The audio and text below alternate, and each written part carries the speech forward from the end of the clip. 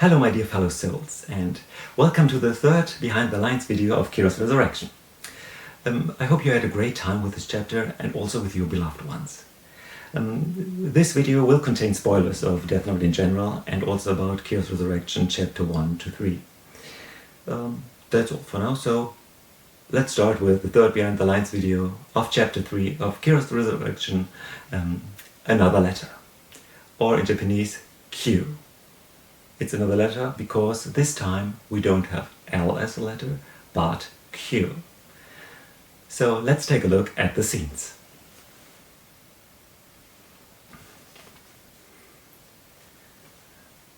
The first scene starts with Karasuke coming home from a school day. It was the first school day without Takeshi Abe, his first victim, and Light welcomes him and asks him what he had seen. And Karasuke tells him that it was peaceful and joyful on the schoolyard. But while he was at school and while he delighted in his work, or in the result of his work, his mother had rummaged through his room, which Light had observed. And this is the first time Light tells Karasuke about the touch of the Death Note and what happens if you touch the Death Note. That then you are able to sense the Shinigami who belongs to this Death Note too, visibly and audible. Yes. He also tells Karasuke that he has to disguise now. That he has to disguise under a veil of ordinarity. Because now his actions could draw the attention of the authorities. And he must never let the authorities or anyone else arouse a suspicion against him. Otherwise, Light threatens to take away the right of ownership of Karasuke. Yes. And the pendant. Karasuke still keeps the pendant from his father, which he held in his hand while Takeshi died. And this pendant still carries blood splatters of his victim, which connects him directly with the murder of Takeshi Abe. Scene 2. Scene 2 is a little bit longer than the normal scenes, but I don't care how long a scene gets. Some are short, some are large. But it depends on, in sort of a natural development of a scene. While writing, the scene goes as long as it needs to go. I don't expand scenes, I don't short scenes, I just let the scene be the scene that it has to be. Okay, scene 2. Q. Q arrives at Narita Airport wearing a lion dog mask. I choose the lion dog because the lion dog is a guardian of the Japanese shrines and temples, and in a way Q is also a guardian for the people. He represents good, while Karasuke represents, of course, the dark side, the evil part. Yes, and I took this mask because also Nia had covered his face, and Quentin seems to know, or Q seems to know, everything that also Nia had known about the Death Note. So as a precaution, he wears a mask. His taxi drive gets him directly to the Lorelei Tower. The Lorelei Tower is a building that L had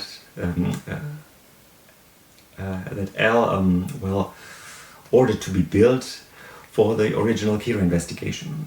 That was the headquarters back then, and I decided that this tower should be named after L. So it's called Lorelei Tower, which Quentin enters, and there's a quote that I would like to read out. This is something new I'll start in this video. I'm reading out some quotes that are very important. So here comes the first quote. Everything lay under a veil of spider webs. Slowly, nearly at shaking legs, the young man walked towards this wall. Sugar crystals crunched under his soles. The tip of his shoe hit against something metal.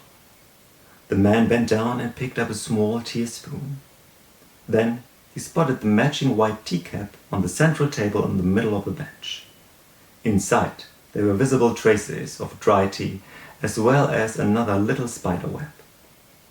With a teaspoon, the young man removed these and then placed it in the cup, as if it were an incense stick. He removed his mask, revealing Quentin's face. Bowing to the cup, he closed his eyes. This is a reference, of course, to page 58.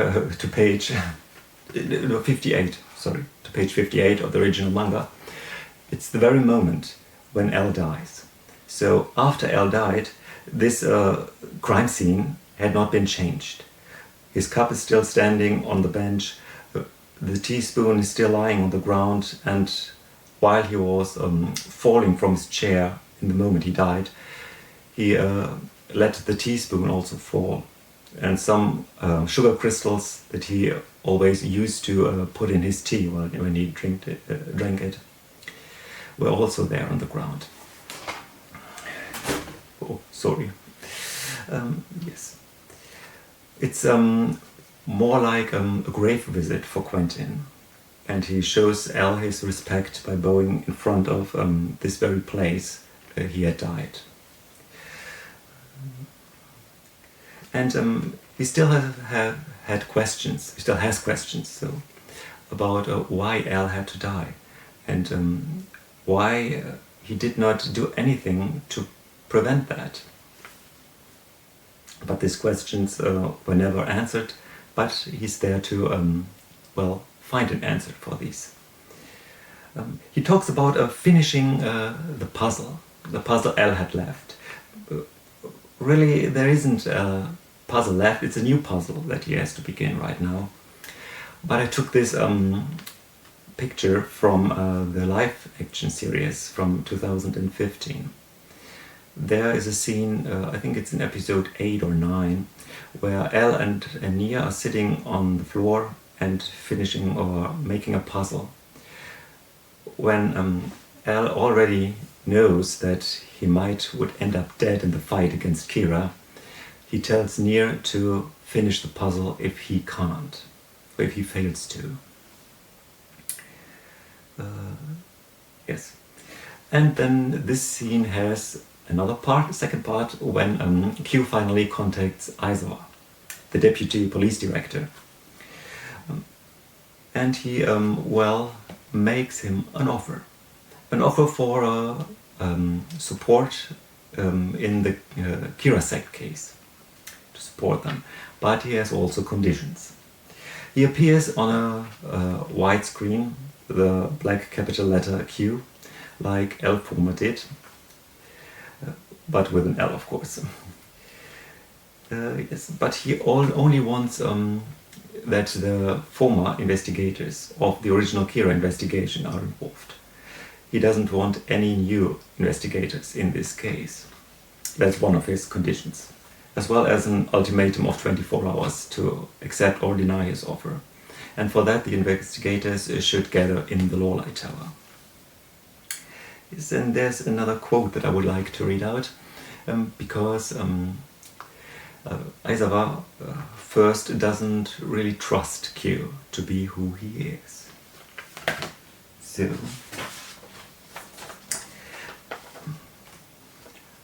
this is Q talking. I certainly understand that, but I can prove myself to be who I claim. Right now I'm inside the Lawlight Tower, and I've reactivated its power supply, using a data key only known to L. But to dispel any remaining doubts, did you know, Mr. Aizawa, Shinigami only eat apples? Q said, whereupon Aizawa froze and had to swallow. This is a straight reference to page 6 and page 21. When Light had tried the possibility to alterate the behavior of the victim that he had chosen, and during this he sent a message to L, and that was exactly the same message, that Shinigami only eat apples. So this was proof for Aizawa that Q is in contact with L. Yes. And Aizawa also tells that he won't be involved in this investigation, whereupon Q says, well, like back then, because in the original Kira investigation, Aizawa also chose the police instead of L. And that's why he could, rise up the ranks inside the police. Yes. Scene 3. In scene 3 we have Karasuke and Light. They are on the way to the graveyard where the father of Karasuke is buried. Because Light wants Karasuke to store the Death Note out of the range or out of the access of anyone who is not allowed to or should never touch it. During the walk, Karasuke still has a question to Light, and this is if the Death Note can resurrect someone who died. Of course, he is pointing to his father, but Light tells him that this is not possible for a human being. And he decides to use this as a test. As a test how much Karasuke is already depending on the Death Note, how much he is addicted to it. And during that he, puts him in front of a choice, the Death Note or his father. And the struggle Karasuke has shows that he is not fully addicted to the Death Note. The storage he chose is the podest of a gravestone. It's a similar way like Light had back then stored his Death Note. It's also the flammable component in it, that it might get destroyed before someone can discover it. But you can read it in the chapter. And here's another quote I would like to read out. Yes, today we have a lot of quotes. It's already about the time when Karasuke had shown the way he has stored the Death Note. How did Kira manage it? He must also have hidden the Death Note somewhere. Or why not on a graveyard? That's where the crowds are the least, Karasuke argued. Kira kept it safe inside his room at first, but he still had to learn. Then he buried it, until he was able to store the Death Note in front of everyone's eyes, without drawing even the slightest suspicion. A true artifice. Light remembered his lifetime. And this is exactly what had happened. At first, Light stored the Death Note in his own room,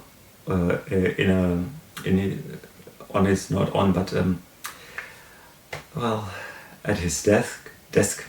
Then he buried it in a park, and at least he stored it right in front of everyone's eyes, in front of the eyes of all the investigators.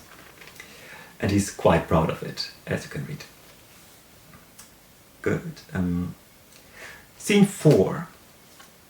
Scene 4. In scene 4 we have a short briefing of the investigators, Mogi, Aizawa, Yamamoto and Matsuda, when the deputy police director enters. He tells them that the secretary of the Interior and the police director has denied his request of supporting this investigation unit. But he had got an offer from someone called Q, who is apparently sent by L. In the briefing, they tell that the chosen victim of the sect, Kageyama, is now under arrest in the X. We'll talk about the X in the upcoming chapter. It's a detention facility in Tokyo. Yes, and all the investigators are willing to accept Q's offer, which means that Yamamoto is expelled from the investigation, that he has to stay in the office.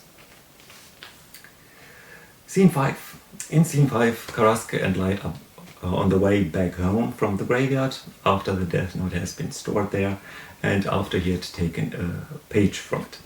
This page is now in his purse, and it comes to that he has to witness a crime. A thief is robbing a mother who is carrying a stroller. He's knocking over the stroller and escaping with, I think it was nothing. He had really got something. But Karasuke is now so overpowered by that what he did, by his new abilities, by new powers. He's so encouraged that he wants to stop this criminal. He steps in the way of him and he gets hit, his purse stolen, and he wonders why his deadly guardian angel did not protect him. He didn't because he can't. He's not allowed, or he's not allowed to hurt physically a human being. So now Karasuke has a problem. In Scene 6, we have Q, who is he's at the Lowlight Tower and the inspectors are gathering there. They're entering it and they first met. Yes, Q isn't trusting the inspectors. He just wants them around so he can, well, he doesn't tell them, but it is because through the police he can gain access to the databases of criminals, of the mental institutions, of the school, and so on. This is why he needs them. Yes, he blames them for the death of L, because that's the reason why he doesn't trust them, because they haven't trusted L back then. If they had, L could be still alive, but they didn't. And he will lead the investigation. And these are his conditions, and they should think about it. So this is where the first part of the chapter had finished, and the second part begins with Scene 7. In Scene 7, I would like to start with a quote. Yes. It's a light flying over the Edogawa district. He flew over the Edogawa City Natural Zoo, where some of the animal houses were still brightly lit, even though the zoo was in the process of asking visitors to leave. Then he passed over Okita Park. During his flight over, Light was able to read the illuminated name of the park, Okita, a name that suddenly brought a face to his mind. Light even found himself muttering it to himself, full in reminiscence. Hirokazu Okita, a member of the formal special unit tasked with capturing Kira, 26 years old, when he lost his life on the threshold of Sakura TV broadcasting station. Although he died by the gaze of a Shinigami, the gaze had been bestowed on a human. A young lady, naming herself Kira too. Neither Okita's face nor his first name came to Light's mind, although he had already infiltrated the unit. The woman's name, however, did. Misa. Light spoke out loudly, as he had to dodge another building. This is a reference to page 23, where Okita dies in front of Sakura TV by Misa's look. And of course, Okita isn't important for him, but Misa, had stayed in his memory. Okita Park is truly, we can take a look at that at the locations, okay? Yes, Light chases the criminal from out of the air. and follows him to his hideout. Then he flies back to Carrasco and tells him where he is, and that he has to kill this criminal by his own hands. There's another quote I would like to read out. I think it's a very important one. When Carrasco asks that he doesn't really have a choice, or does he? And Light answers, no, you definitely do not. Not if you want to keep the death note in your hands. I hope you get the chance to have such an experience. I've only looked into a human's eyes once, and the very moment his life was fading. There was such a glimmer in the deepest darkness of his pupil, when pure despair turns into realization that there is no escape, that you are powerless and can do anything to cling to life even a fleeting moment longer. And nothing but panic in fear remains until the eyelids close, bringing relief. This was the happiest moment in my life. Light was truly reveling in his memories. And this is an exact description of the moment L died in page 58. And this is really the happiest moment Light has ever experienced. This is equal to the happiness, that normal people could experience by maybe finding the true love. Let's continue. Where were we? Right. Okay. The criminal was chased, he told where he hides. Yes. Okay. And now Carrasco is, going to this hideout. Scene 8. I like also to start with a quote. Yes. It's where Q has entered L's apartment in the Lawley Tower. Chaos reigned everywhere, except for the low living room table in the middle of the seating area. On its surface lay neatly a pair of handcuffs, connected by a feet-long chain of links, as well as a plate with a fork and a dried-up, untouched piece of cake. This is a reference to the final time Carrasco, not Carrasco, Light, L and Misa were in this apartment, and he was eating a piece of cake. So everything inside this room had stayed as it was back then when they left. It's another crime scene that, Q has now, secured or searched. He searched for some data, for some records that L had May left. And during that search, something happens on the screen behind him. Now he had access to the school database, and he has found in this database a lot of matches with the name that had brought him to Japan, Takeshi Abe. C9. Yes, Carrasco is at the thief's hideout, and Light leaves him. So Carrasco had to manage to get his page back by his own. He waits until the thief had left, and he enters the hideout through a broken window where he itches his arm, and it starts to bleed.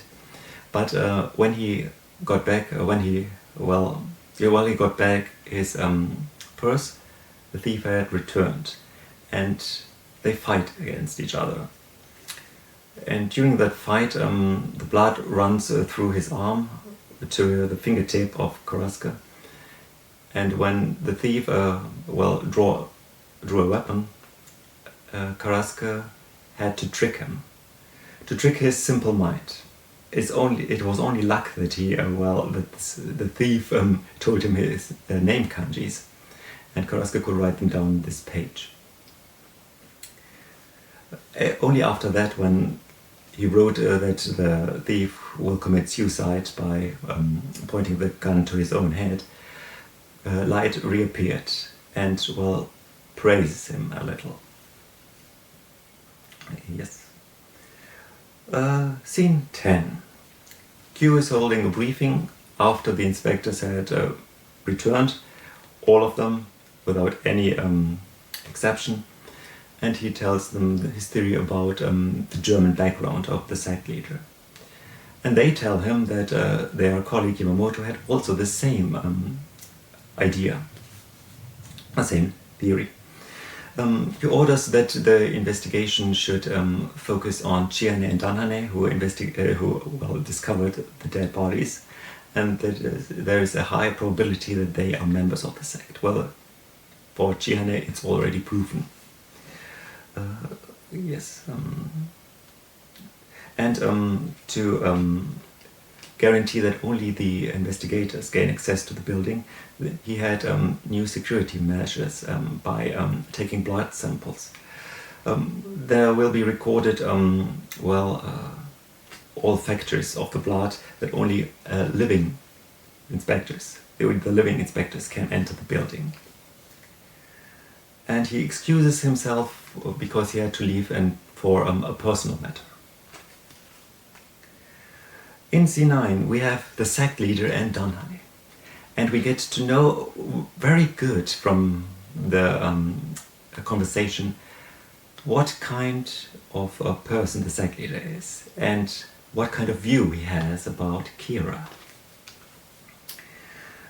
He's hiding somewhere in the woods in a cabin, and he's still annoyed that Kira hadn't shown up until yet. So he decides to make a great action to draw the attention of Kira and to show him that he's welcome. And that's the last quote I would like to read out. This is not a quote from with a reference to Death Note, but to someone else. It's like a treasure map. The X marks the spot. And this is a reference to Indiana Jones, movie 3. Indiana Jones and the Last Crusade. The X marks the spot. So the final scene we have is scene 12, when Carrasco returns to the schoolyard, a new school day starts, and he sees this piece again he has brought to the schoolyard. And then suddenly he steps into a dark area on the schoolyard. It's the dried puddle of blood of Takeshi Abe. And in front of his mental eye, his corpse appears and accuses him of being a murderer, a serial killer, and that he has to atone. And this guilt suddenly takes possession of Carrasco. So he provokes the two bullies, Genta and Masaru, to hurt him, to atone.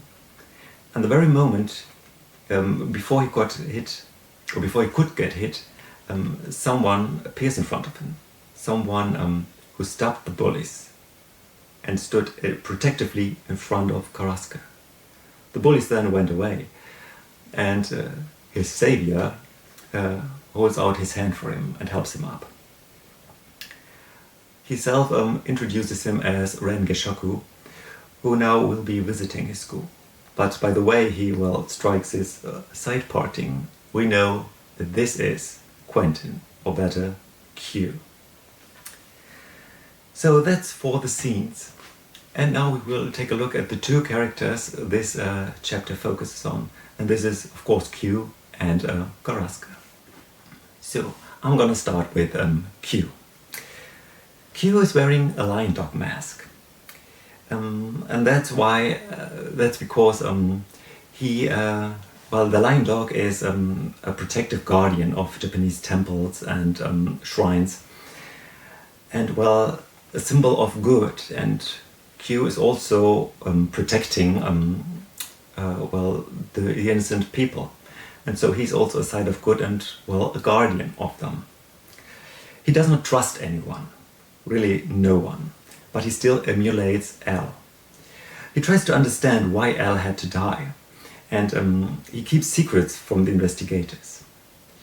He considers them as incompetent because they could not see that Light was Kira, and because they did not trust L, which will lead to his death. He manipulates them by drawing their attention to the Kira sect.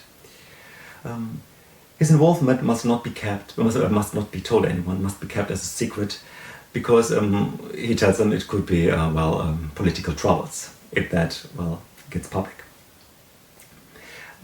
He only needs the police to gain access to the databases of the mental institutions, police, and of course the schools. So he just uses them, but he also helps them with his deduction. He keeps the investigators busy with the Kira sect, like I said, while he goes to Carrasco's school. He blames the investigators for El's death, yes, and uses their feelings of guilt to manipulate them. And he dismisses any suspicion that could arise that another death might be existing, because he doesn't want any interruption or any involvement into his own investigation. He wants to investigate on his own. Then we have Carrasco, on the other hand. He gets into a power frenzy. He gets cocky and reckless because of the peace he had witnessed that he had brought to his schoolyard.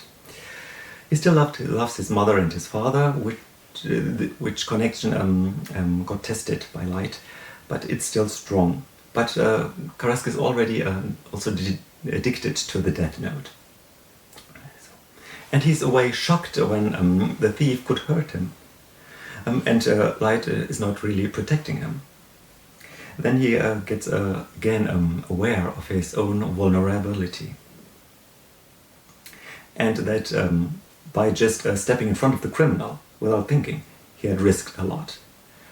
He finally wins, but only through luck, and this is something he realizes in the end.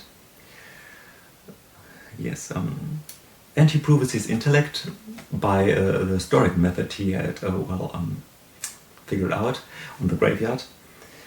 He's very clever, but is he also as clever as El is? We'll see. And he considers El as a friend and as a guardian angel, who can only protect him through words, as he has now discovered. So now we will go to the locations. At first we have the Lawlight Tower, which is named after El Lawlight.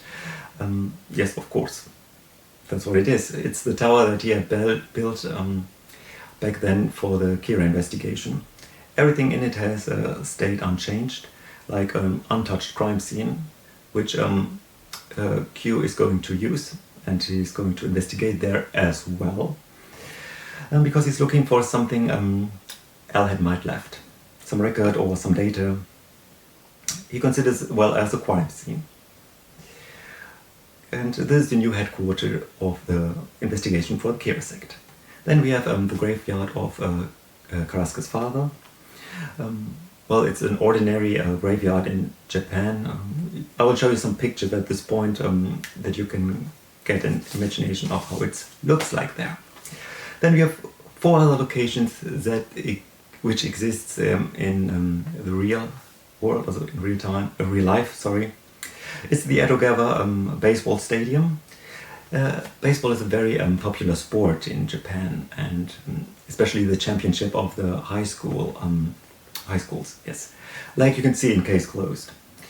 Then we have the Ukita Park. It's also existing for real in Edogawa district, which I didn't know when I chose the Edogawa district as the location for Kira's resurrection. It could have also been a wink of fate. What Light has done, we already know. Then we have the Shingawa Senbon Sakura. It's a promenade along the Shingawa River with a lot of cherry blossoms. It looks very beautiful, and it's a romantic location, especially at spring when everything blooms there. At last we have the Shinwatari Bridge. This is also a real location, and around this bridge there is the hideout of the thief. Yes, so at last we will finally have the kanji. We start with the title of the chapter. It's called Q, and this is the katakana transcription of the capital letter Q. Then we have Koma Inu, this yokai. Koma means guard and Inu means dog. Then we have the Roraitu Tower, which is the law light tower in katakana transcription, named after L. Hibiki Shikage, Karasuke's father. Hibiki means echo, reverberation. Shi means death and Kage mirror, as we already know. Ekusu. This is the katakana transcription of the capital letter X. Misa. Mi means sea and sa means sand. Hirokazu Ukita. Hiro means wide, open space, vast. Kazu means amount, number. And his last name, U means is the count word for buildings. Ki means raw, crude, pure, undiluted. And Ta, we already know this kanji, it's for rice field. Shinkawa Senbon Sakura. Shin means new, kawa means river. Sen means 1,000, bon means origin, book, sakura means cherry blossom. Then we have Shin Watari Hashi. Shin means new, like just before. Watari comes from wataru or watarimasu, meaning go across or cross over. Hashi means bridge.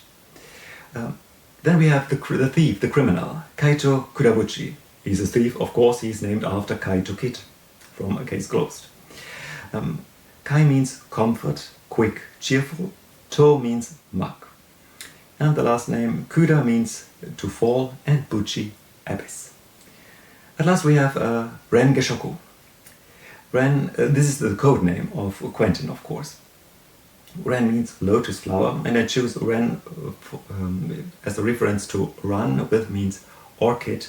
And Ran is the Japanese name of Rachel Moore from Case Closed. The last name, Geshoku, means lunar eclipse. It consists of two kanji, the first one meaning moon, and the second meaning eat, devour. So eclipse means in Japanese the devour of the moon. And this is exactly what Quentin or Q wants. He wants to devour Kira, which is light. So now we are at the end of this video. I hope you had a great time with the chapter, and I hope I didn't bore you too much. So now have a great time with your beloved ones. I'm sending you nothing but positive energy and love, and well, let us fill the world with it so it can echo back to us. And at the last point, look at the links in the video description, and of course give a comment if you like. And yes, the most important thing, don't forget to place an apple on your windowsill at night for any passing by Shinigami to pick it and spare you from haunting. Bye!